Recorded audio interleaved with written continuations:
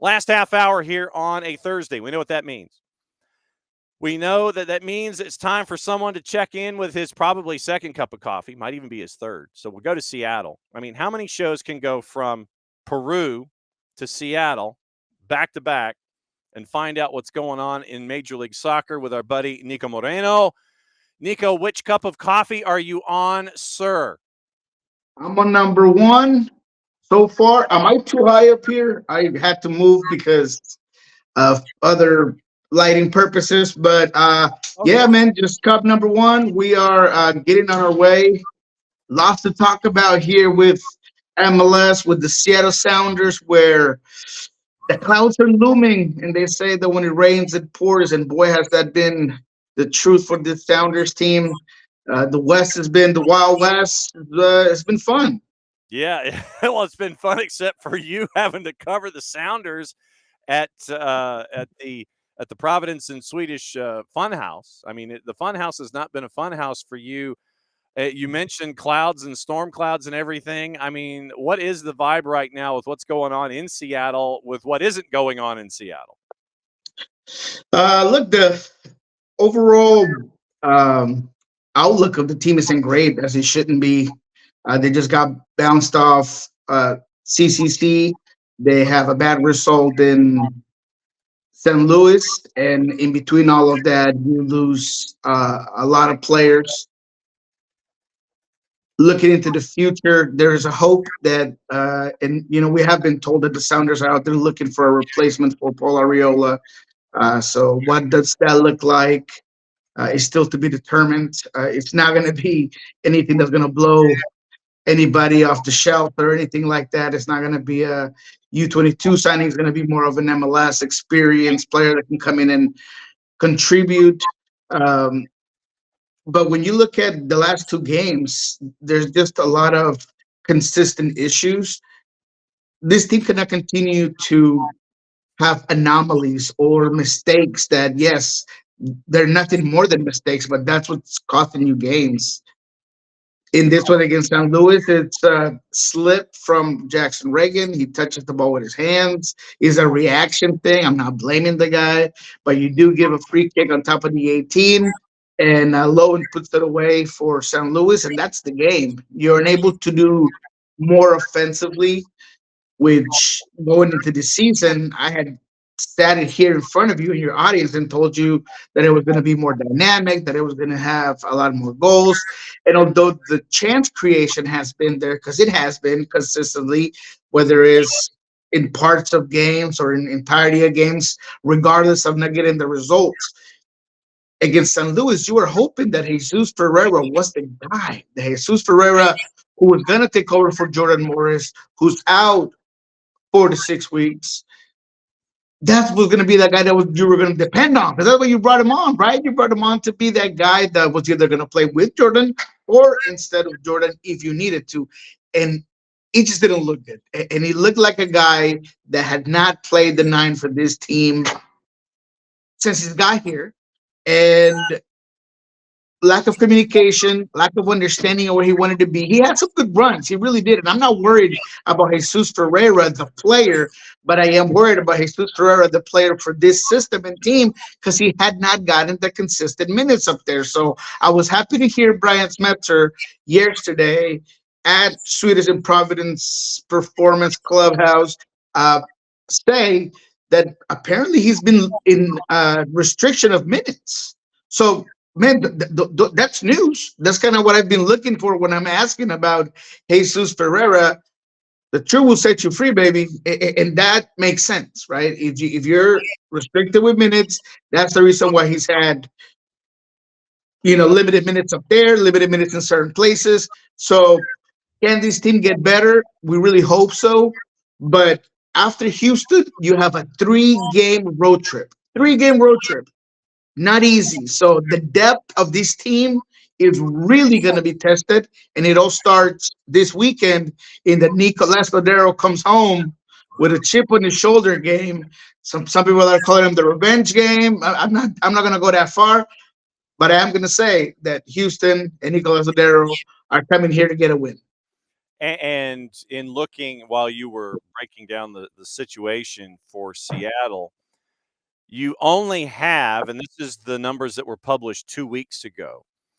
It appears Seattle only has a little over $1,100,000 in Garber bucks available to have anybody come knocking on the door. General allocation money as of February 29th, Seattle has $1,152,648. So that is the GAM that is available to Seattle if you're looking for some kind of a replacement for Paul Arriola. By comparison, I mean, Atlanta's about the same. Dallas has over 2,000,003. Houston's got 3,000,007. Sporting is about the same. Messi and friends signed yet another player, and it's a loan deal. So I imagine it's a straight gam up. So they had 3,151,000. Minnesota had close to 4. NYCFC has over 4. RSL has over 3. All Caps has 2.6. So you're kind of in the lower half when it comes to anybody that you can chase with only 1,152,000 in Garber bucks available. Yeah, I think, and I'm not 100% sure because numbers are now much strong, but I think that if they put Paul Arriola in the end of season list, they get 600 back, I think. Yeah, so that puts you to 1.7. Yeah, so I think that's what they're going to have to work with. And, when I look around the league, they're going to be looking for players that are experienced, that are within that range, and that the salary is not going to be too high because they're not going to get someone with a 2-year contract that they're going to have to pay next season. So, they're limited. A couple of the guys that I'm looking at are interesting. Some I don't really get, but we're going to have news hopefully for you guys here in if not next couple of days, but by next week, hopefully. But Sounders are active out there looking for a replacement. So can that make a difference? Absolutely, absolutely. I think they do need someone to come in and just add more depth, right? So when you look at this team, and I look at the starting 11 in St. Louis, it was a good starting. Oh, You guys going. You need to be able to be that guy that you were hoping he was going to be at the 9th position. You got to get more out of Manungu, more out of Paul Arriola, more out of Albert Rusnak. Look, Albert, he does a lot of great things, and he's a great link-up player, and he makes every set piece important for Seattle, something that they haven't had in the past. But he just hasn't had that moment to just say, this is my team, this is where I'm at, this is why I'm here. And I think that's what people have been looking for. And he's going to have to amplify his game for Seattle to do better. The starting lineup, by the way, and I am going to ask you about the penalty call that wasn't called late. It was Stephen Fry, Nuhu, Bell, and Reagan as your back 3. Your midfield 4, Rothrock, Vargas, and the Roldans. And then your up front 3, Rusnak, Jesus Ferreira, and Georgie Manungu. That was your starting lineup out of the blocks last time. On the bench, you had Musovski, who came in for Ferreira, Kalani Kosarienzi, who came in for Rothrock for the final 10, and Danny Leyva, who came in on a double change for Christian Roldan. You sat Jacob Castro, Andrew Thomas, Travian Sosa, Cody Baker, Stuart Hawkins, and JP. And so that was what you did last time out in the 1-0 loss. I know that there was a lot of hue and cry, and we talked about it on Monday with reffing down here. But what did you think about the late penalty call that turned out not to be called? I didn't have much of a problem with it. I know some people did because what is or what isn't a natural position of your arm in that specific moment in time. But I think that whenever you are making a soccer move and you're going towards goal and the ball bounces into your arm and you are either better positioned or still in control of the ball by that arm pushing that ball forward, I get where they were going with it. The frustration sometimes is the inconsistency in the call and how maybe it might defer around the league, but in that specific moment for what had happened, as much as it hurt me both watching the game and in the juice boxes, by the way, I do not have an issue with the refereeing in that one. Obed does get his arm kind of low. the ball bounces forward, he takes a shot, puts it away. So yeah, I think that there was merit to take that goal back. Unfortunately, Yeah, someone, one of our plus ones, one of our A-listers, mentioned someone like a Kromoski, and Kromoski being chased after by Spurs. I'm thinking that the price tag for someone like a Kromoski, these days, you're looking at a heavy-duty price tag to bring him in, no matter who you are, and that's why Spurs was interested. Right now, he is listed he's listed as a straight up player for you, contracted through 27 with an option year for 28. They signed him to that new deal leading into this year. Coming into last season, or at the end of last season, he was only getting a salary of, I think, about 202. So it would fit, but you know that in the current game state where you can do the deals that are outside the normal ideas of swapping Garber bucks, you could do a straight up purchase of someone like that, but it's gonna cost you a boatload of money if you wanted to try and chase after someone that young and that talented. who said this? One of our plus ones, one of our plus ones in the chat, Jordan Kromoski on the market for Messi and friends. Spurs were interested, and so he was wondering if you could do the interleague purchase or the intra-league purchase with someone like a Kromoski, a young talented person who might be under contract for a while and a salary figure that would fit. That was just It's an a idea. very, it's a very good idea. That's all I'm gonna say. It's a good idea. And yes, it would cost a lot of money.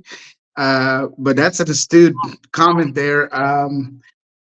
Let's just say this. Okay, so let's put that out there. I think Romanski is a player that could definitely help out in the inside channels if you're gonna continue with this 3-4-2 or 3-5-2, or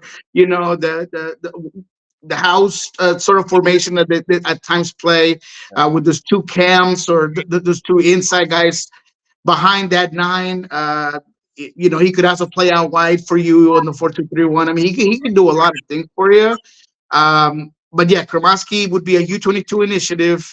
He would definitely be a big purchase, and the Sounders would have to come out of pocket with that. And that's what I don't know if Adrian would have uh,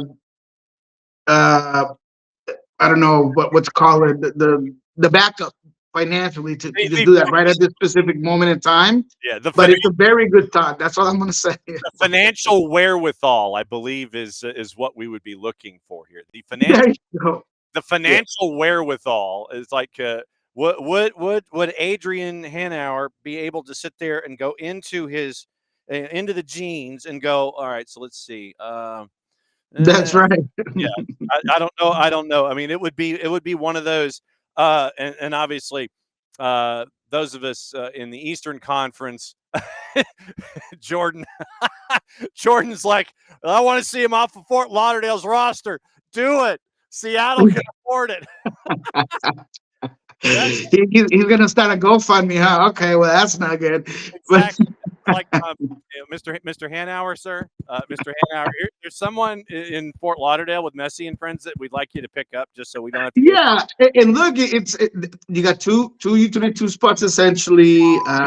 He's a national player potential guy. He has a ton of up potential as well, and he could do a lot of things in the midfield. I think he gets underrated and underused a lot of times. So yeah, I would not hate that move. Yeah. So yeah. Next time you go to the Providence and Swedish Funhouse, you sit there and go, "Yo, Adrian. All right. So here's an idea.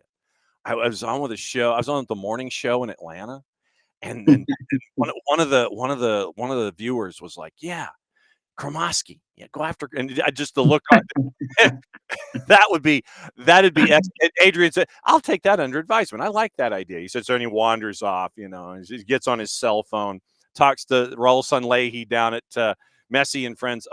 Yo, Raul, here's an idea. Well, what would it take to get Kromoski off your hands and get him one of those interleague purchases? We'll go with the new rules.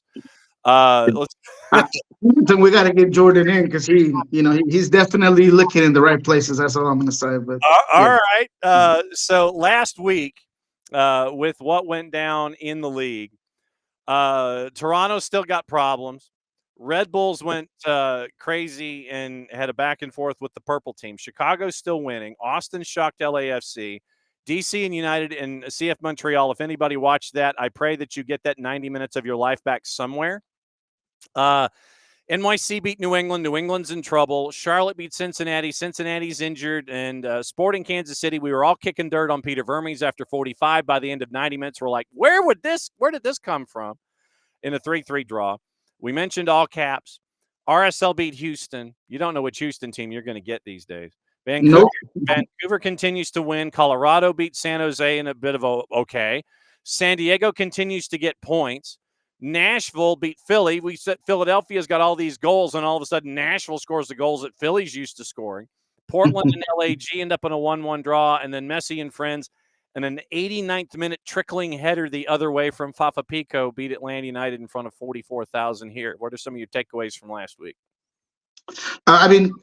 Before any of the scores, I mean, if you look at the standings, I mean, it's anybody's game. I don't know who had Vancouver running away with it on their bingo cards, but man, that has been an impressive run. Vite doing a little bit of everything. This Vancouver team, even last game, I mean, they were not brilliant, but they stayed in the game. They created a lot of chances, and they took an opportunity on a set piece to go away with that score. Now 12 points for Vancouver. I mean, absolutely amazing. I thought San Diego did fantastic against Columbus. They go down a goal early.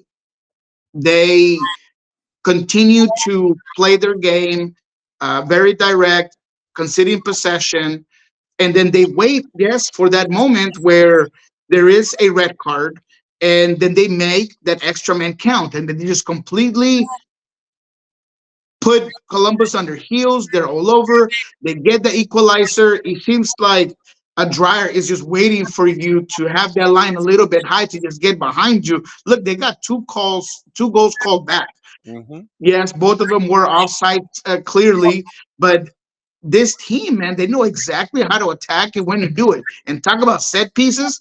That's a team that's dangerous in set pieces. It seems like they always have a pre-worked setup where they're playing short on a corner kick or they're taking advantage of free kicks. They use restarts very smart. I just think that they are an efficient soccer team. Like they know exactly how to create tempo, when to create tempo, when to press, when to play direct. I mean, man, this team is just a smart soccer team. So definitely impressed with what San Diego's been able to do in general.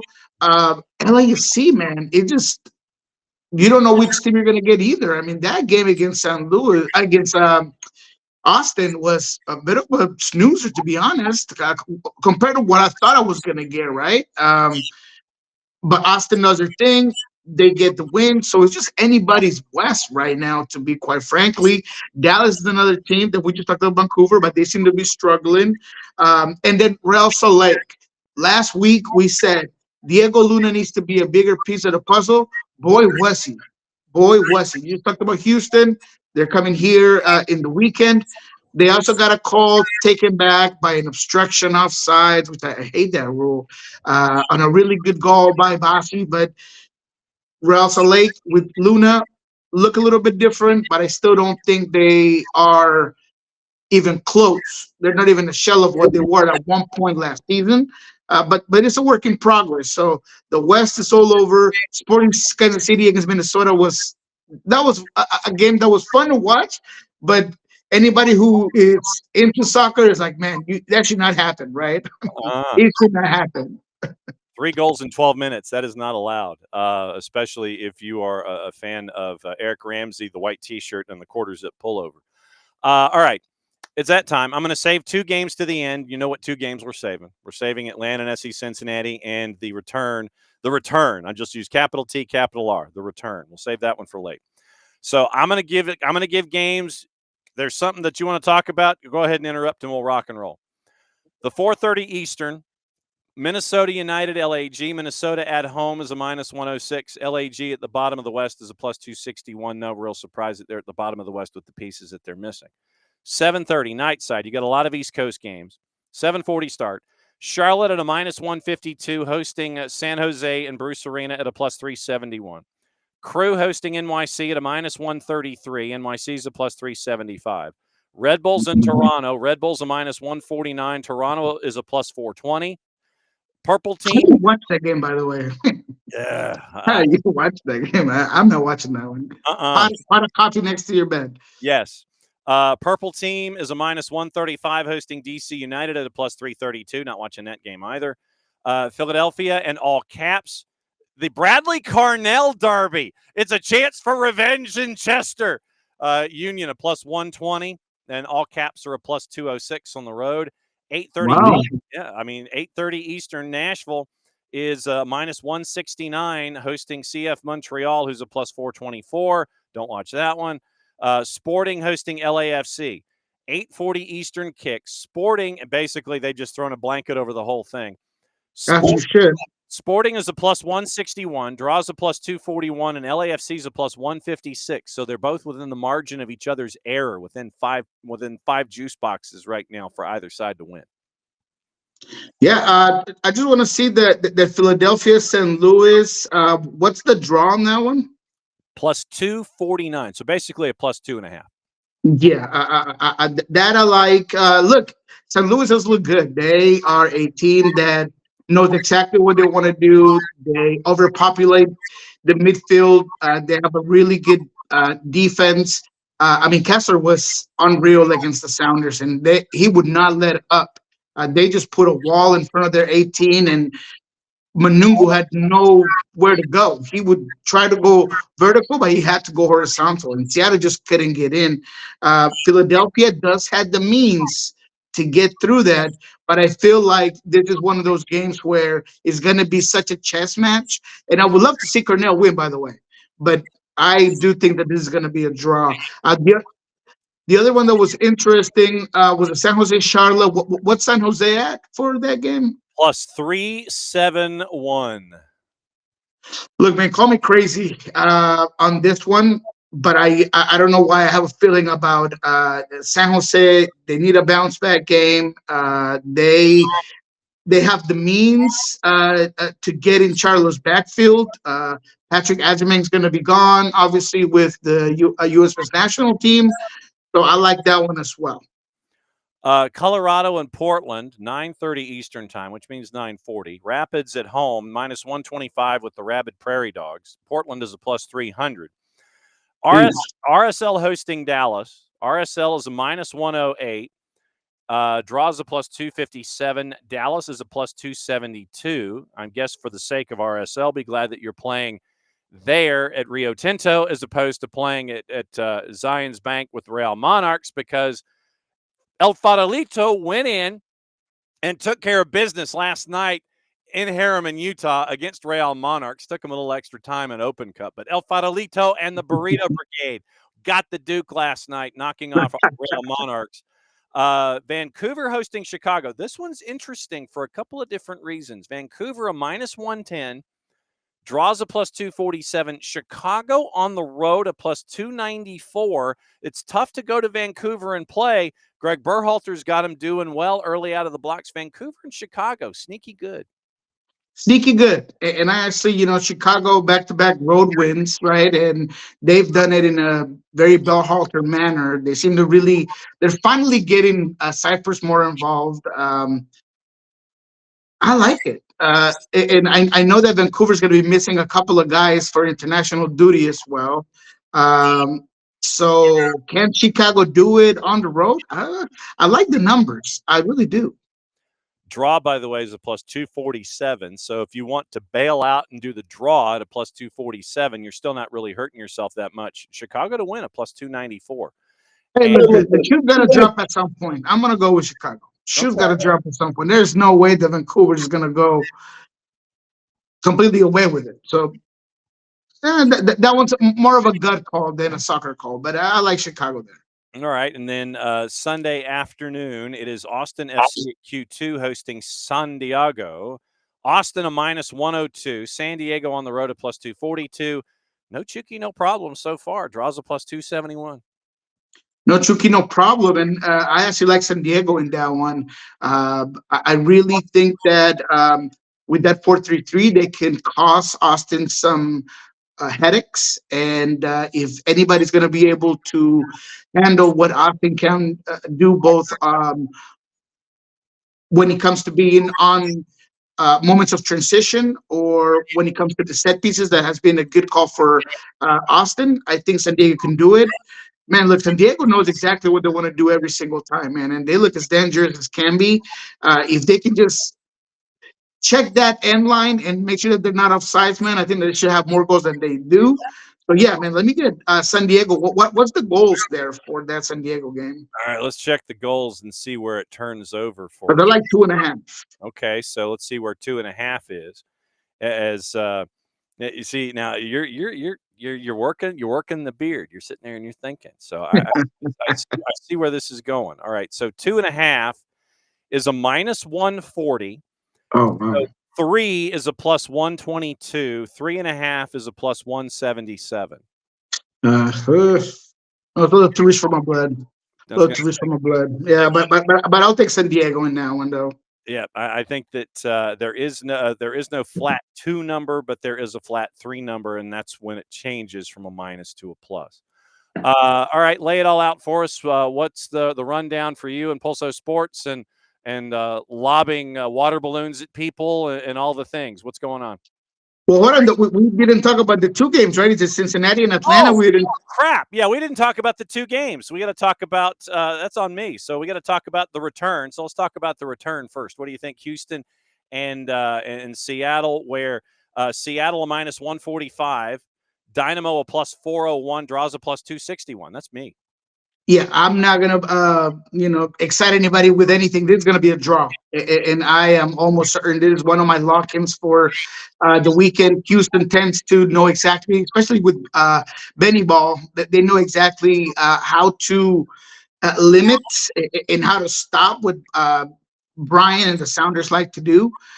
We saw these teams go back-to-back zeros in the playoffs. I mean, they know each other well. And is the Nico Ball?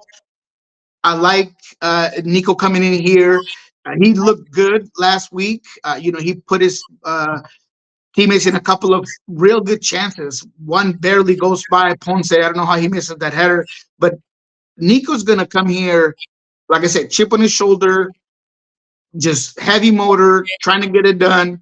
But I still feel like, although it's going to be an entertaining game, I feel like it's going to be a draw. I actually like the 1-1 in this one, but it's definitely going to be, in my opinion, a draw.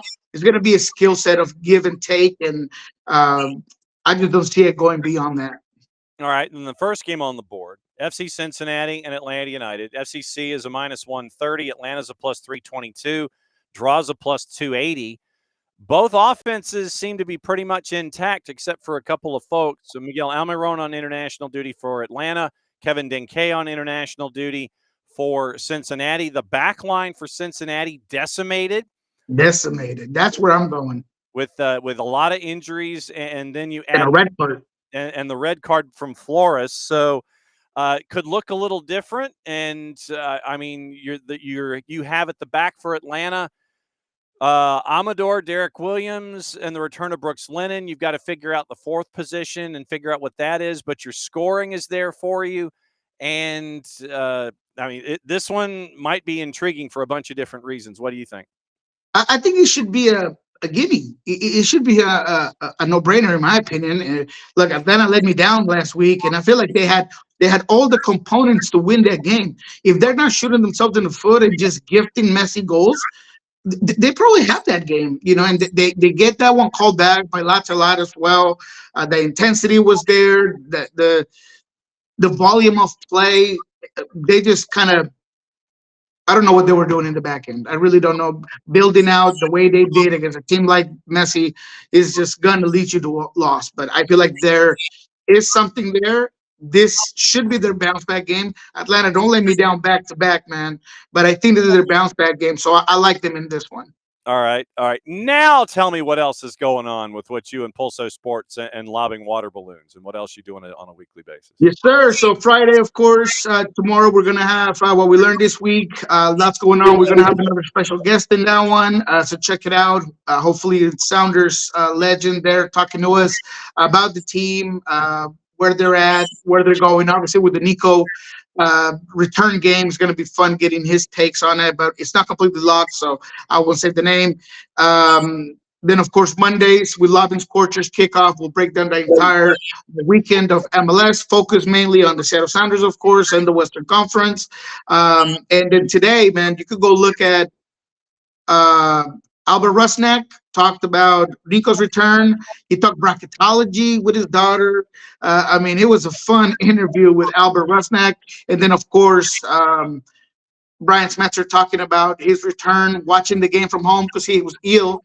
He couldn't watch. He obviously didn't travel to St. Louis. So how he watched that game, he called watching the 1-1 between LA and Timbers like somebody maybe somebody shoot me in the head or something. I mean, he did not have fun watching that game at all. So yeah, it was interesting one with Brian. He also gave some positives for the team. Kim Kihee and Reed Baker Whiting seem to be close to being in full form. So go ahead and check that out at Pulso Sports YouTube channel. As always, my friend, great to see you. Please have a safe weekend. Get your second cup of coffee. Finish your first cup. Get your second cup, and we'll catch up with you again next week. As always, my friend, great to see you. We love you very much. We'll catch up with you next week.